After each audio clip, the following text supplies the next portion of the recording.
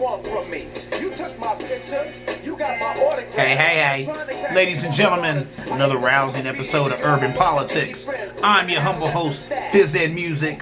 That right there is Kool Keith, a legend. You know what I'm saying? Backstage Passes. I love that song. That's off the Matthew album. That's a fresh little joint right there. That's hot. But you're not here for that right now. Nah. We here for politics, and there's plenty to talk about. As always, if you like the show, please like and subscribe to my page. Let me get right into it like a car and drive. Let's talk about how we got about 60 or so days until Joe Biden is inaugurated as the 46th president of these United States. So we're all waiting with bated breath for that. Until then, though, Trump is just trying to blow up everything until he has to ultimately leave. So, number one, he fired his director of national nuclear security. That's to raise eyebrows all day, every day, because that is the guy who protects our nuclear assets, and he fired that guy. So I guess he's probably going to put another idiot in a suit who's just a friend of his who gave him a bunch of money in that job, because that's probably an easy job where you make a nice check and have a nice title or whatever. But let's hope that's all that's about. Let's hope that he ain't got any other plans with the nuclear arsenal of America, of these United States. Anyway, moving on. He's also been selling a lot of oil and drilling rights in Alaska. In Alaska, there's a lot of untouched land, a lot of land that has not been touched by man's hands, so it hasn't been messed up and polluted like some of the other land in this country. Selling that, Trump, you know what I'm saying? Here the bargain basement sale. So they said he's selling oil rights, selling drilling rights to a lot of these big companies who've been wanting to drill there for oil for years, but a lot of environmentalists have been able to keep them at bay. That's out the window now because Trump is on his way out the door and he's trying to cash in on everything he can. He's pulling troops out of Iraq, but wanting to go to war or wanting to bomb some nuclear sites in Iran. So think about that. He's pulling troops out of Iraq. He had talked about doing that because he had talked all this stuff about, the military conflicts that we have all over the globe and how a lot of these guys forever have been tied up in these conflicts and how we need to bring our troops home. And he had promised to do that at the beginning of his 4 years. In 2016, he said, I'm going to bring these troops home. So now here at the end, he's like, let me try and at least make good on this on this big promise that I have, because he hasn't made good on any of his promises, really. So he said, here's one I can make good on. I'll just pull these guys out real quick. Not smart. Like everything Trump do, he's doing it hand-fistedly. So a lot of people, that's raising eyebrows. They're like, for real, you're just going to start pulling truckloads of troops out of Iraq? Whatever he's been saying, he's going to pull them out of Iraq. But then he was talking to his generals about bombing nuclear sites in Iran. That is a whole different animal. Iran is not Iraq. We defeated Iraq in like 2 weeks. Iran, that'd be a real fight. If we went up against Iran, that'd be a real war, the likes of which America has probably never seen. Iran has a lot of money, and it's a bigger place. It's real big. I mean, it's kind of like Iraq, Iran. Iraq, Iran. I can't even fit it in front. Iran is a big place. They got a lot of money. They got a lot of resources. We do not want that smoke. We don't want it. And obviously some generals got in his ear and he was like, talking about how he wanted to bomb some nuclear sites because, they're always on that about them enriching this uranium or whatever they claim that they're doing. So I guess he wanted to bomb some of their nuclear sites. They said, don't do that. Because if you do that, that could start something, and we don't, once again, America, we do not want that smoke. Especially right now, when our money and our resources depleted because of COVID and a whole list of other things. The last thing we want to do is try to go to war with another nation that's kind of on the level of a superpower, like America.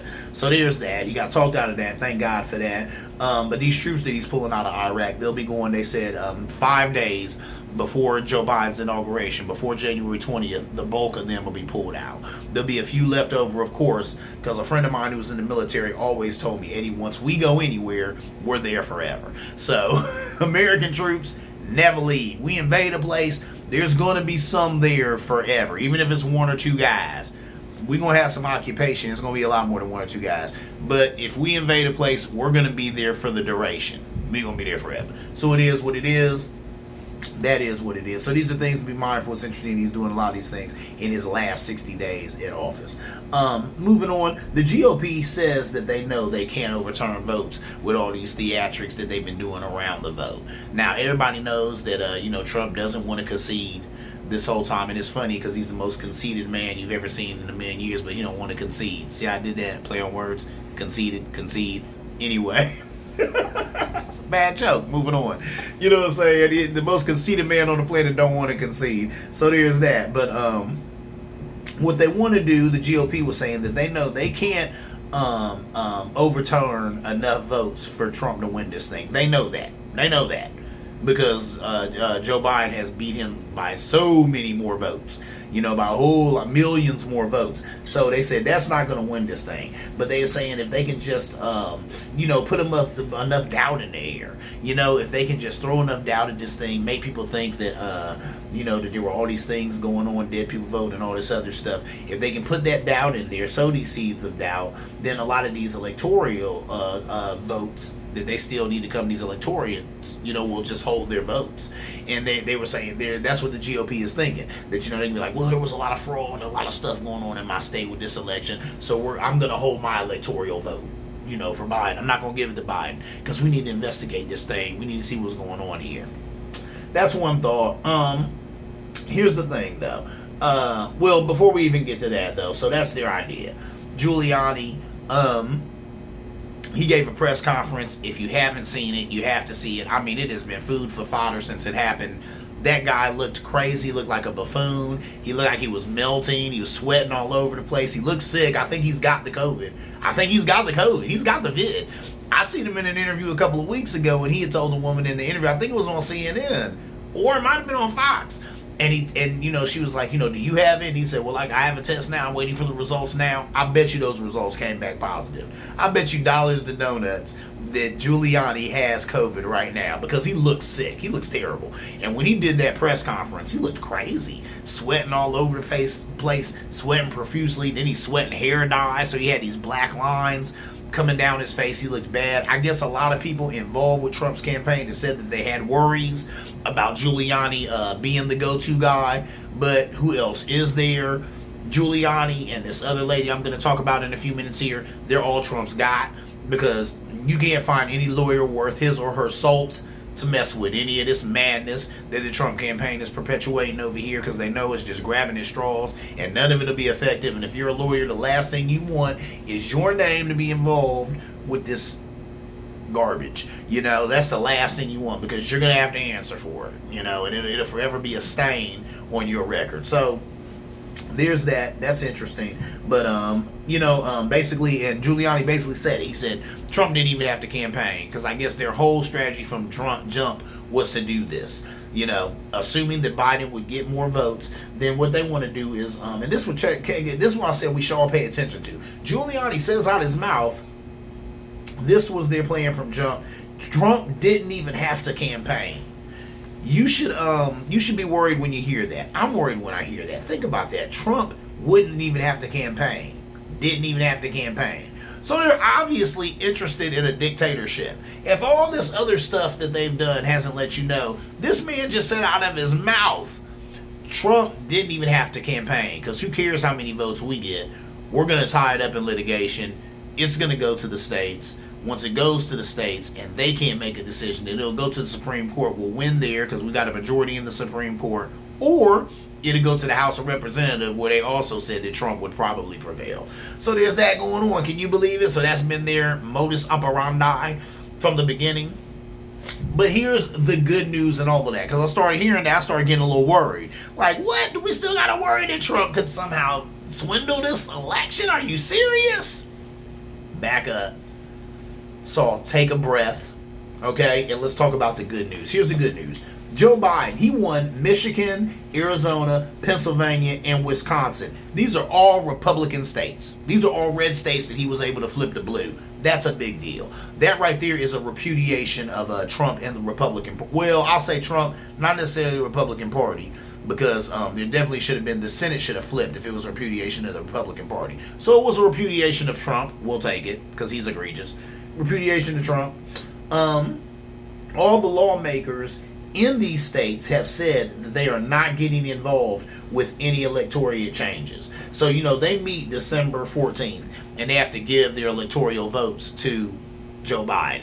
And they've already, all these states, their electorates or electoral colleges have went on record as saying they're going to give their electoral votes to Joe Biden. Now, come to find out, there are laws saying that they must give their electoral votes to the winner of the popular vote. So, ergo, even if these people got up there on high and decided that for whatever reason there was fraud or whatever, well, hold up, I'm getting ahead of myself. So look, okay, so once again, these people are going to do their duty.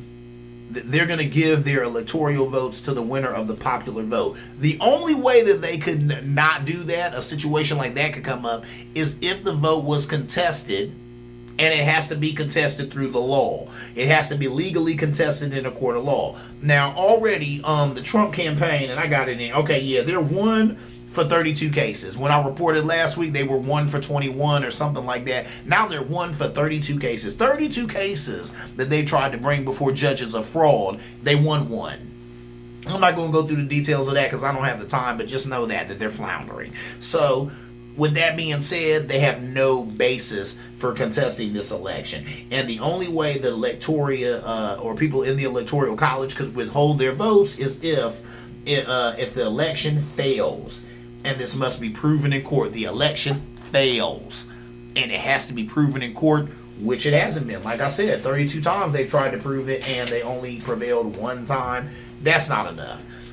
So this election is not going to the Supreme Court. It's not going to the House of Representatives. It's staying right where it's at. The will of the people will be done. Joe Biden will be getting inaugurated January 20th. I said it right here on this show, Urban Politics. I go on record as saying it.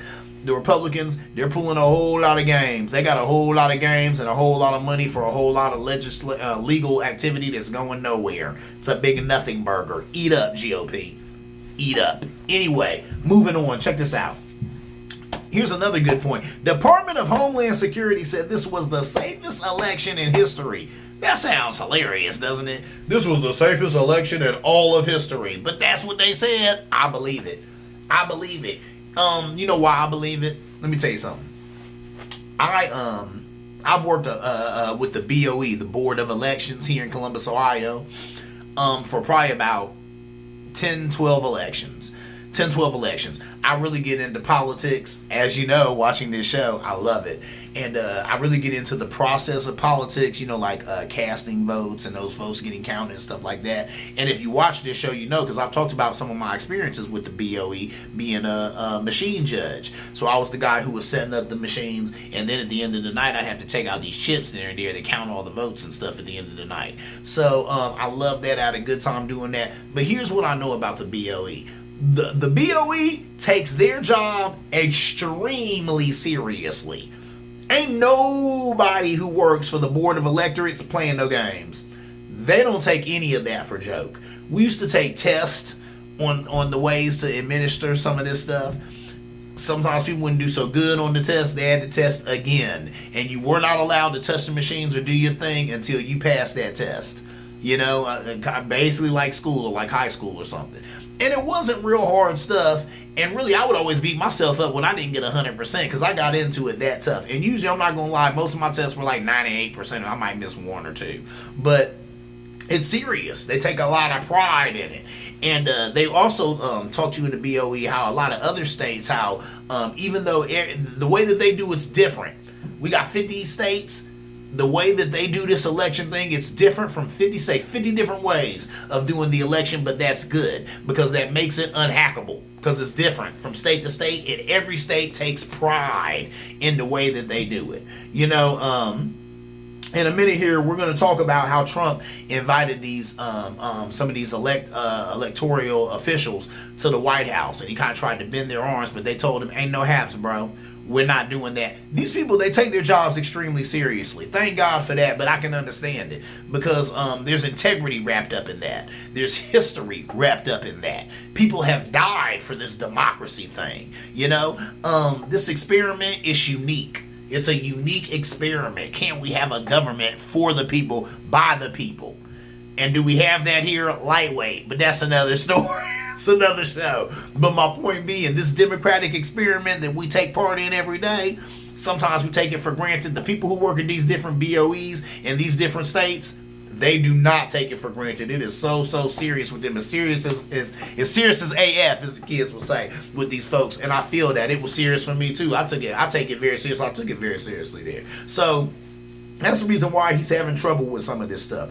These people, it's not a game. It's not anything trivial. They don't, you know what I mean? It's not anything to be bought and sold. This is American democracy. People have fought and died for this thing. It's serious. So there's that. Moving on. It's ridiculous what's going on. There's a woman. Her name is Sidney Powell, and she's the head lawyer on Trump's legal team. She's a quack.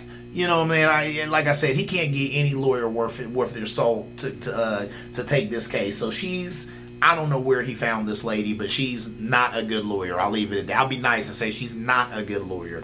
But whatever. She claimed that she has so much evidence. Oh, so much evidence. It's overwhelming. It's overwhelming. She said, and I quote, "It's like it's coming through a fire hose. There's just all this overwhelming evidence. It's coming through a fire hose." Let me tell you, first of all, excuse me for laughing, but if any lawyer ever says to you, instead of just showing you said overwhelming evidence, says, "Oh, I have so much evidence. Oh, so much evidence is coming in through a fire hose." No, that they ain't got nothing. Nothing. Because you are selling just the weakest wolf tickets. Sitting there talking about it's overwhelming. So much evidence, and that's a quote. She said it's coming through a fire hose. It's overwhelming. Who believes that? You are an idiot and a moron if you believe this lady. This lady is lying through her teeth. This lady is a low budget, bargain basement lawyer. She's all Trump could get. But how about this? You could pay any idiot or, any man, any woman to put on some nice clothes, get in front of TV and say some falsehoods. And then when they get in front of a judge, they kick those same falsehoods. The judge asks for proof. They don't have it and they get kicked out of there on their rusty dusty. They still got a check from you. And the only thing that they put on the line was their name. But what does she care? Who is Sidney Powell? You ever heard of her? Me neither. I bet this is the most money she's ever gotten her whole career. She's happy to run out here and say this stupid stuff for a stupid man and get stupid paid. So that's America. So there's that going on. It's pathetic. So much evidence that's coming through a fire hose. Somebody smacked the taste out this lady's mouth. Anyway, moving on. And then she's gonna talk about interference from communists, money coming in from Cuba, Venezuela, China. Somehow Hugo Chavez is implicated in this thing. I do not have the time to take you down this rabbit hole of ignorance that is her whole defense. Right now, I don't have the time. But I'm going to tell you, if you ever do have time, just put some of this into Google and just see where it takes you. Just put in that name, Sidney Powell. Legal defense for Trump's fraud claims. Oh my God! And if you just, you know what I mean? It's just ridiculous. They're really grabbing at straws. It would be funny if it wasn't so sad. It'd be funny if it wasn't so sad. So, moving on, there's that. Trump, like I said, he had a meeting with these electoral people in the electoral college from Michigan. They told him they see no path to victory for him. That's what they told him. Hey, Mr. President, we don't see a path for victory for you. The voting process should be deliberate and free from intimidation. Listen to those words right there. Listen to their words. They said the hold on, let me get it together. They said the election process should be deliberate and free from intimidation. That says it best. Deliberate and free from intimidation. So that means we need to go in here, know what we're doing, be focused on what we're doing, laser focused on it, knock it out the park, and no one should be intimidated. Everyone up in here should be free to vote as they feel, to vote their conscience, to vote their heart. I love that. You know what I think happened here? I think these people in this electoral college seen a free invite to the White House. Who wouldn't want to get up on that? I don't care who the president is, and y'all know that I'm a ex-Democrat, now an independent who leans to the left. Any president invite me to the White House, I'm going, because it's an invite to the White House. Who ain't going? I ain't gonna lie. With Trump, I would have had kind of about that, because I don't like the way it looks. But any other president invite me to the White House, I'm going. Who don't want to go to the White House? You know it's going to be a good dinner and nothing else. It's going to be an amazing dinner. So, of course, you would put on some nice clothes, you go to the White House, and I think that's what these guys do. They knew the whole time they was going to let Trump know, hey, look, ain't no halves, bro. We're not changing nothing, because that's not how we get down. You know, and a lot of their constituents, when they had found out about them going to the White House to have their arms kind of bent by Trump, had let them know in no uncertain terms, don't you dare go there and think that you're going to change. I think, actually, check this out now.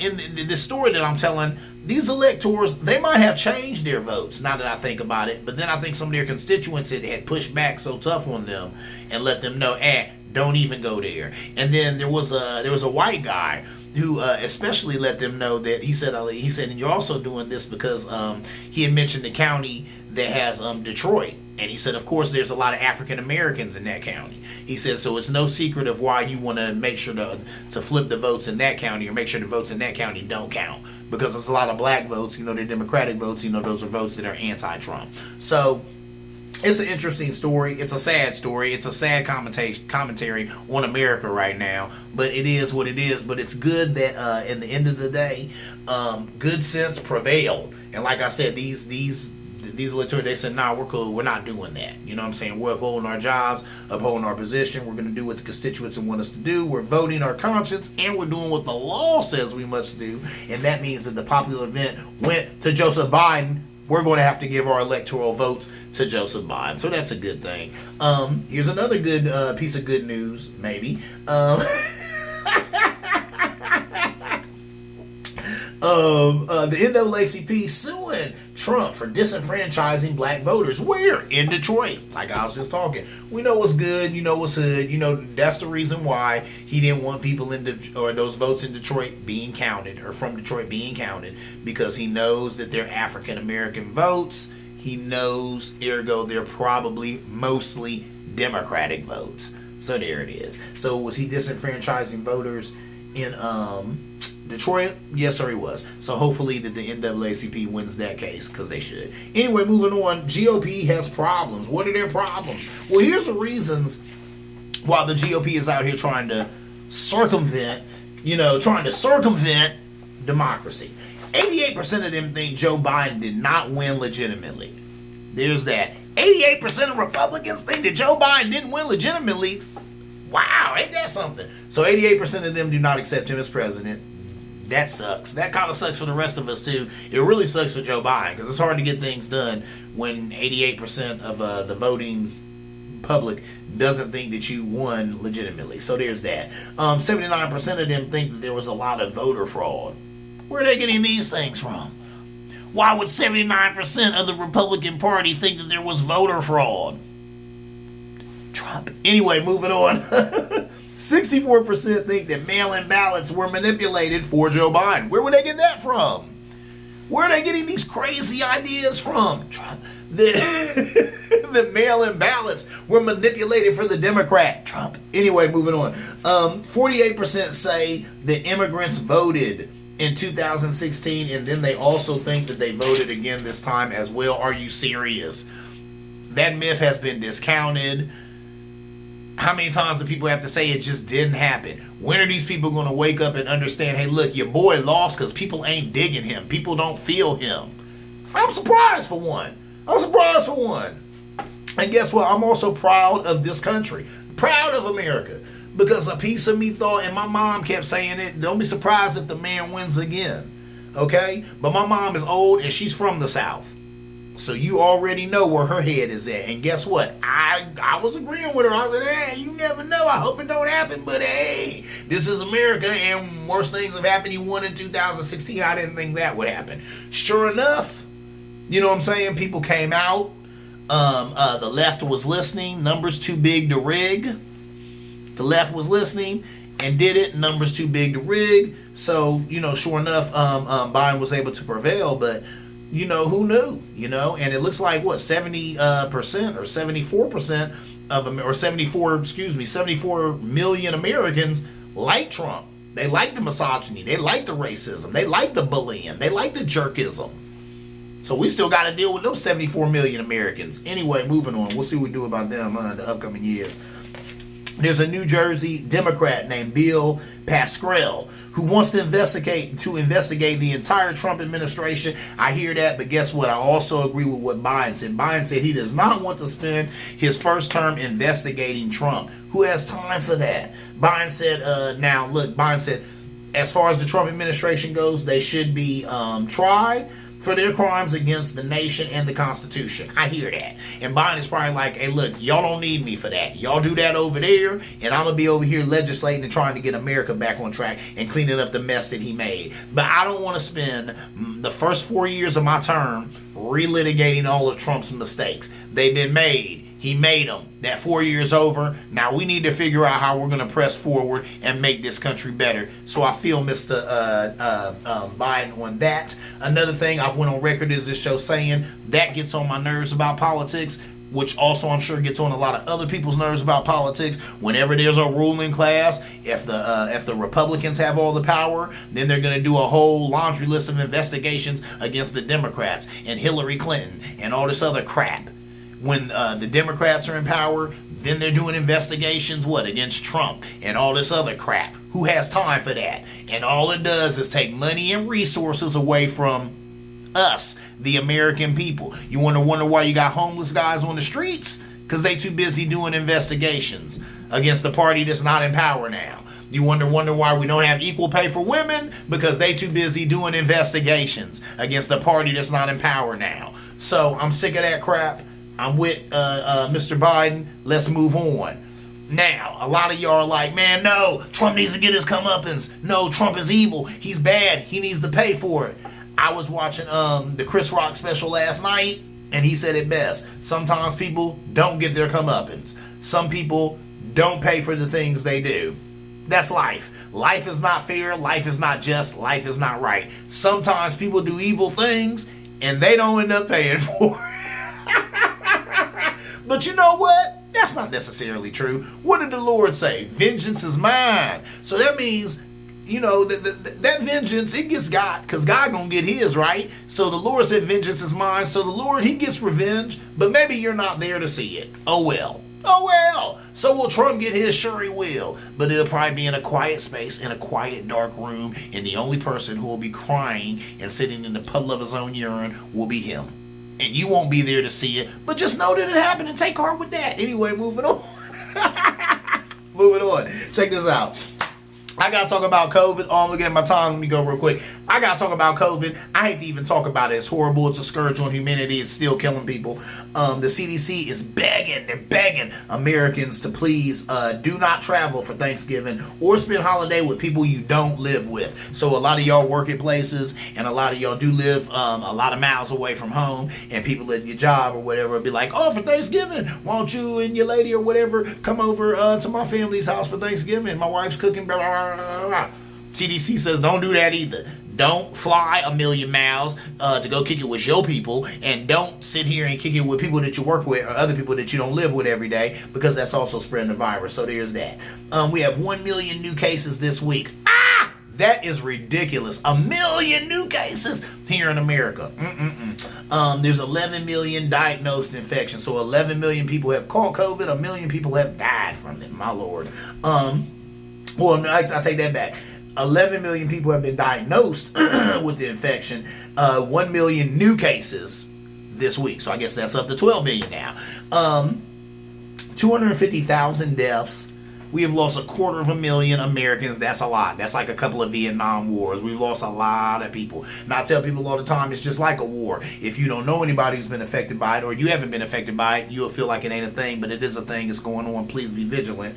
40% of those with the virus have no symptoms, but they can infect others. If you do have a guest, they said you need to have maybe your festivities outside.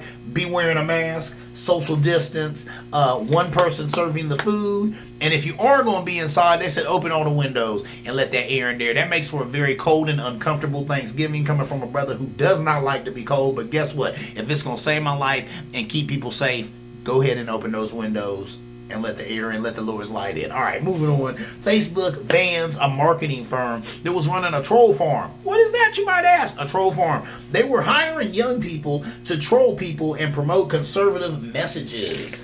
What is that, and why would they do that? They're doing that because those messages are unpopular. I go on record as saying, as I do and as I have through many years on this show, the GOP, they know that their policies and their points of view are unpopular.